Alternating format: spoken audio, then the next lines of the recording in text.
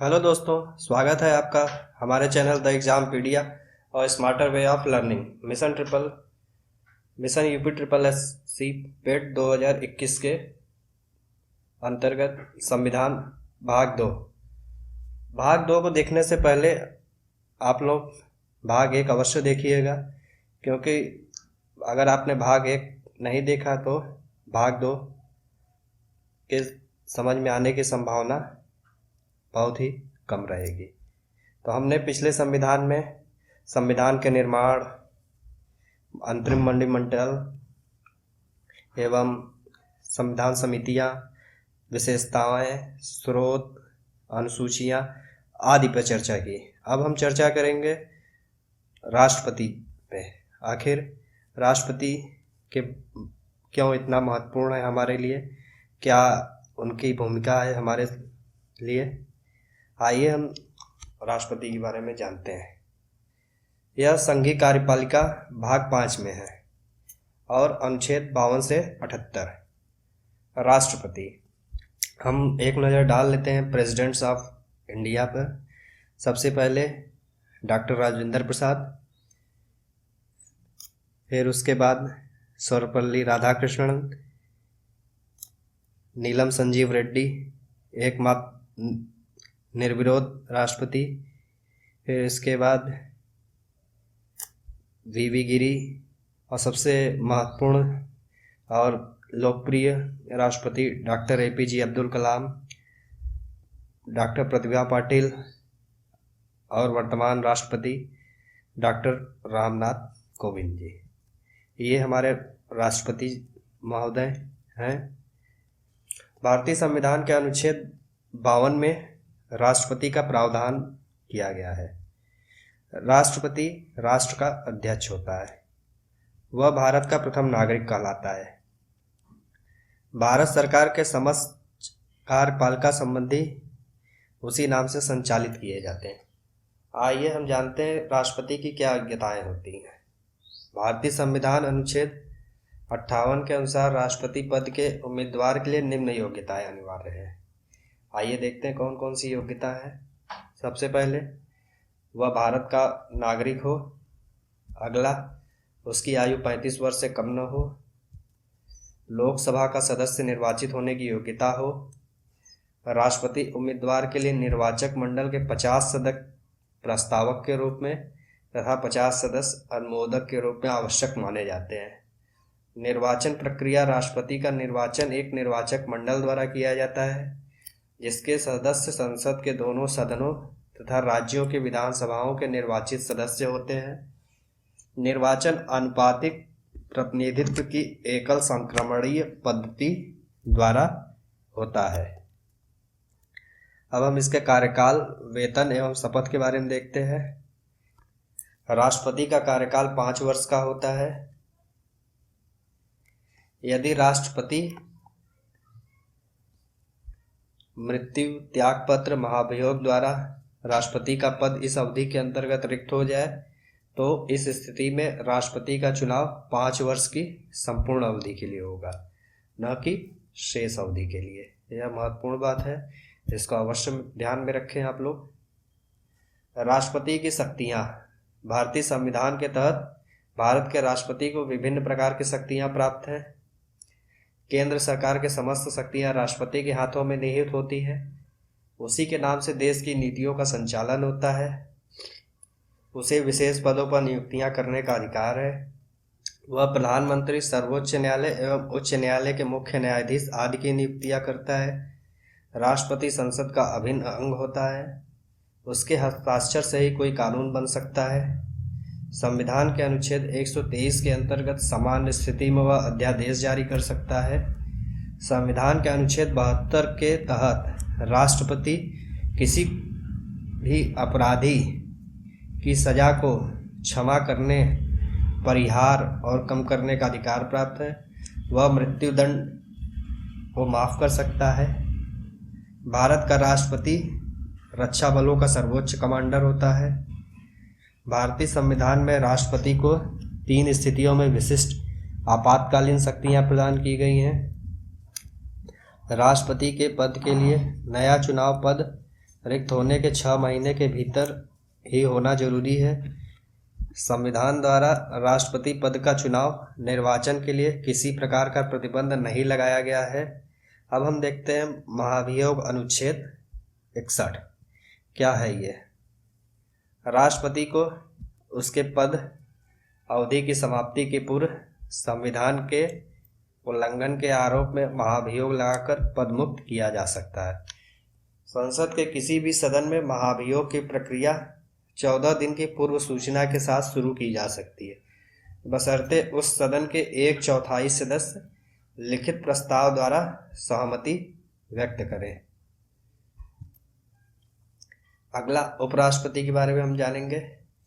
उपराष्ट्रपति के बारे में चित्रों से हमने दिखाया गया कि कौन कौन से हमारे उपराष्ट्रपति कब कब हुए हैं, इसे अवश्य आप ध्यान से देखें।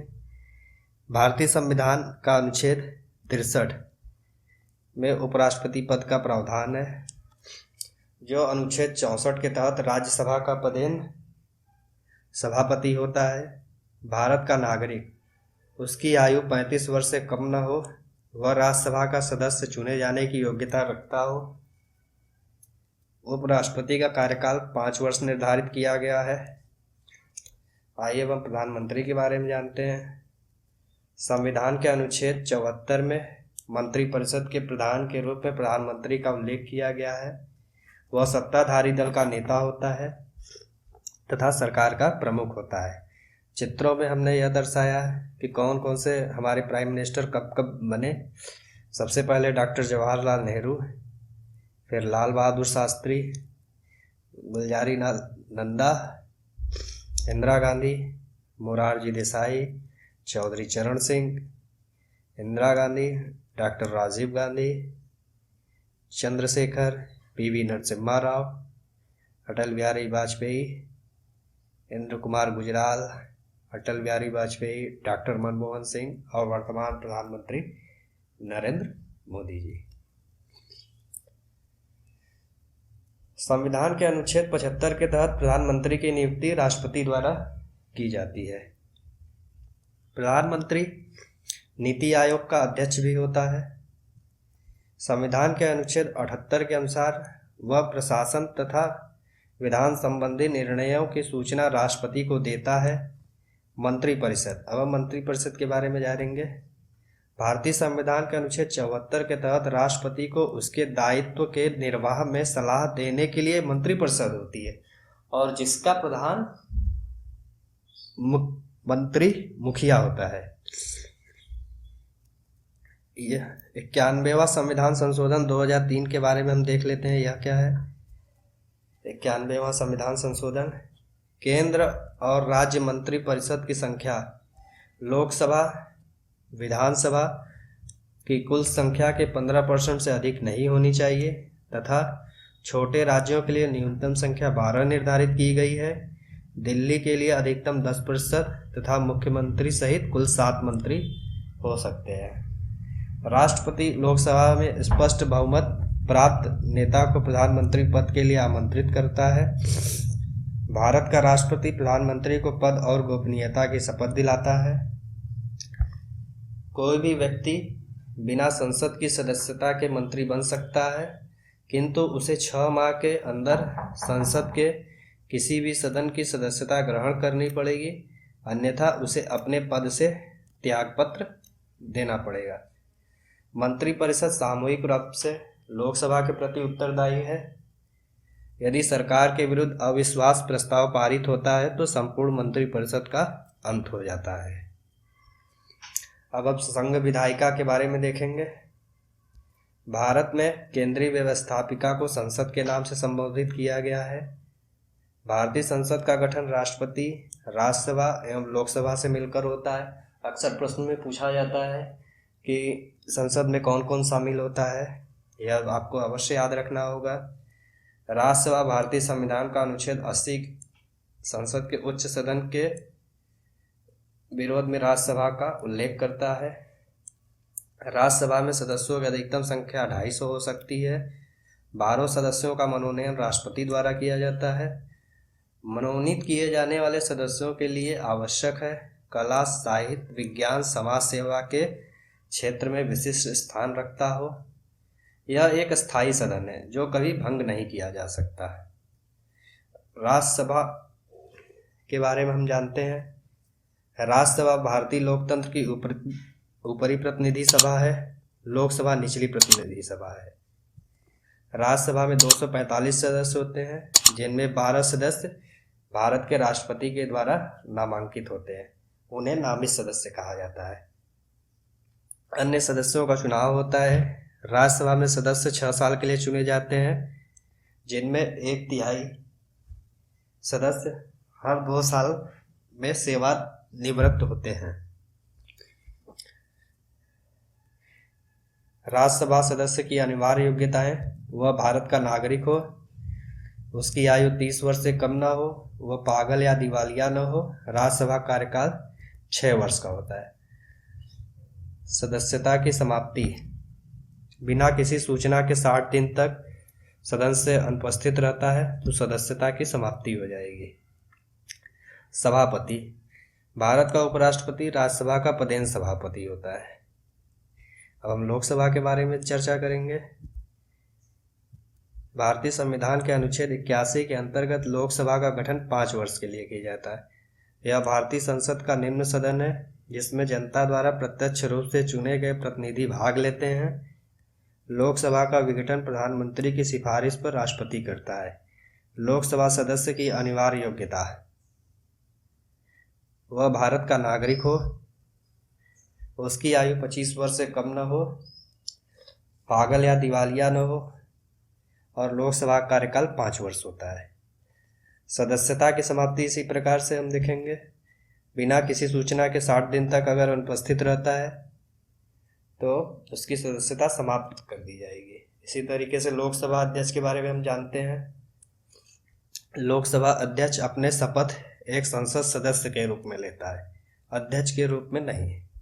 अध्यक्ष उपाध्यक्ष को तथा उपाध्यक्ष अध्यक्ष को संबोधित करके त्यागपत्र दे सकता है। लोकसभा के पहले अध्यक्ष जीवी मालुंकर थे। यह प्रश्न अक्सर परीक्षा में पूछा गया है। नीलम संजीव रेड्डी एकमात्र ऐसे लोकसभा अध्यक्ष थे जो बाद में राष्ट्रपति बने। संसद के सत्र हम देखते हैं। भारतीय संसद व्यवस्था में संसद के 3 सत्र होते हैं, परंतु 2 सत्रों के बीच 6 माह से अधिक अंतर नहीं होना चाहिए। इसमें पहला बजट सत्र, दूसरा मानसून सत्र, तीसरा शीतकालीन सत्र। अब धन विधेयक के बारे में भी थोड़ी जानकारी कर लेते हैं। धन विधेयक संविधान के अनुच्छेद 110 में दिया गया है। धन विधेयक राज्यसभा में पूरा स्थापित नहीं किया जाएगा। धन विधेयक पारित करने की प्रक्रिया हम देख लेते हैं। लोकसभा द्वारा पारित किए जाने के बाद धन विधेयक को राज्यसभा लोकसभा अध्यक्ष के प्रमाण पत्र के साथ राज्यसभा भेजा जाता है। विधेयक की प्राप्ति के तारीख से 14 दिन के अवधि के भीतर विधेयक को राज्यसभा द्वारा सिफारिशों के साथ लोकसभा में लौटाना अनिवार्य है। यदि राज्यसभा द्वारा विधेयक को 14 दिन के भीतर नहीं लौटाया जाता है तो यह समझा जाता है कि उसे दोनों सदनों में उस रूप से पारित कर दिया है जिस रूप में उसे लोकसभा द्वारा पारित किया गया था। धन विधेयक केवल लोकसभा में तथा केवल राष्ट्रपति की संस्तुति पर प्रस्तावित किया जाता है। संसद की समितियां के बारे में हम देखते हैं। कौन कौन सी समितियां होती हैं, यह अक्सर पूछा जाता है। जिसमें सबसे पहले लोक लेखा समिति, कुल 22 सदस्य होते हैं, जिसमें लोकसभा से 15 और राज्यसभा से 7। इसी तरीके से प्राक्कलन समिति, इसमें कुल सदस्य संख्या 30, लोकसभा से 30 और राज्यसभा से कोई नहीं। इसी तरीके से सार्वजनिक उपक्रम समिति, कुल सदस्य संख्या 22, राज्यसभा से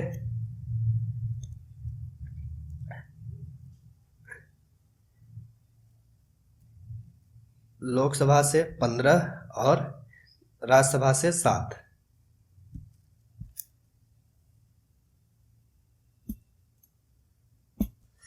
ये हमारा आज का वीडियो भाग 2 था।